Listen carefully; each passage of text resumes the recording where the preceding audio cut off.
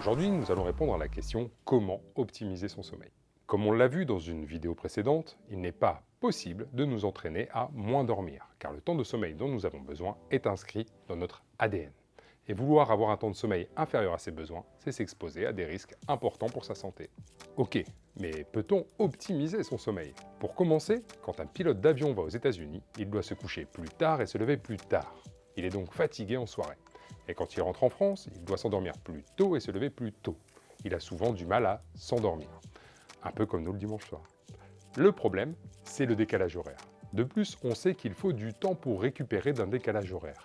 Cela signifie qu'une grasse matinée trop importante le week-end pourrait avoir des conséquences pendant toute la semaine. Le premier conseil est donc de garder un lever tous les matins à la même heure, sans décaler de plus de 2 heures le week-end.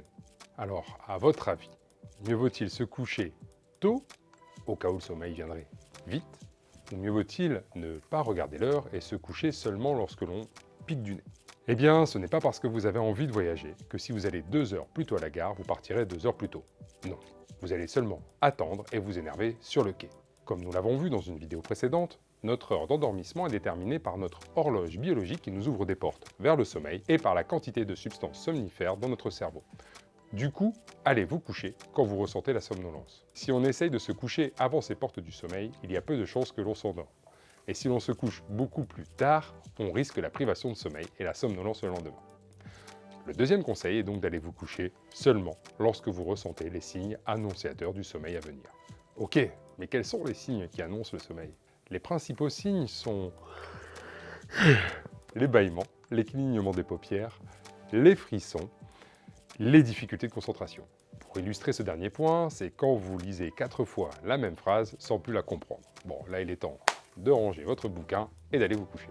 Parfois, on ne ressent pas ces signes qui annoncent l'arrivée de notre sommeil. La première des choses à faire est de repérer les substances qui bloquent la somnolence. Ou dit autrement, les substances éveillantes. Les principales substances connues sont le café, le thé, le coca et le chocolat, mais en grande quantité. Savez-vous combien de temps ces substances restent dans le sang?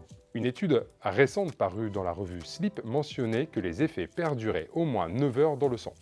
Toutefois, cela dépend des personnes. Certaines personnes évacueront plus rapidement, le café restera moins longtemps dans le sang, et pour d'autres, cela pourra aller jusqu'à 12 heures dans le sang. Vous l'aurez compris, pour améliorer votre sommeil, évitez le café, le thé et le coca dans les 9 à 12 heures avant d'aller vous coucher.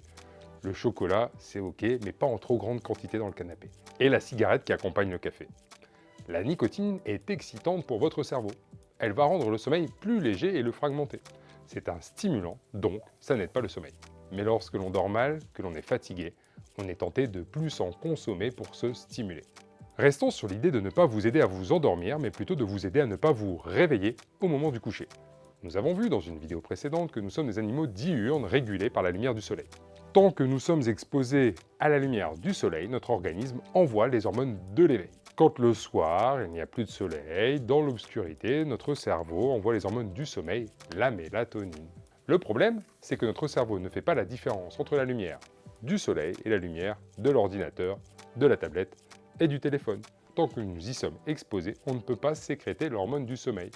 Et celle-ci est bloquée pendant 2 heures. L'endormissement est retardé d'autant, et si l'on s'endort, le sommeil est de moins bonne qualité. Il est donc conseillé d'éviter l'exposition à la lumière des écrans de type tablette, téléphone, ordinateur dans les 2 heures avant l'heure d'endormissement souhaitée. Et la télé, c'est pareil.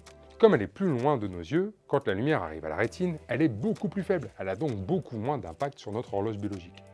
Autrement dit, la série sur le téléphone dans les 2 heures avant d'aller se coucher, c'est à éviter. Sur la télé, c'est ok. Allez, petite question, à quoi sert le sommeil? À récupérer d'une dépense. Pas de dépense, pas de sommeil. Un des moyens pour s'endormir plus vite et pour avoir un sommeil plus réparateur, c'est de se faire plaisir en ayant une activité physique. L'activité physique permet naturellement d'améliorer l'anxiété, le poids et le sommeil. Dans une étude en partie menée par le docteur Urgel, les patientes dormaient 33 minutes de plus après 12 semaines de programme d'activité physique. Pour mémoire, on gagne 30 à 45 minutes de sommeil avec les somnifères. Mais ce sommeil-là, il n'est pas réparateur, contrairement à celui que l'on obtient avec le sport. Le dernier conseil est donc de se faire plaisir en ayant une activité physique. Pour optimiser votre sommeil, levez-vous à heure régulière. Couchez-vous lorsque vous ressentez la somnolence. Arrêtez les excitants après 14 heures. Évitez les écrans dans les 2 heures avant l'heure de coucher. et faites-vous plaisir en ayant une activité physique. J'espère que cette vidéo vous a plu et qu'elle vous aura aidé à améliorer votre sommeil.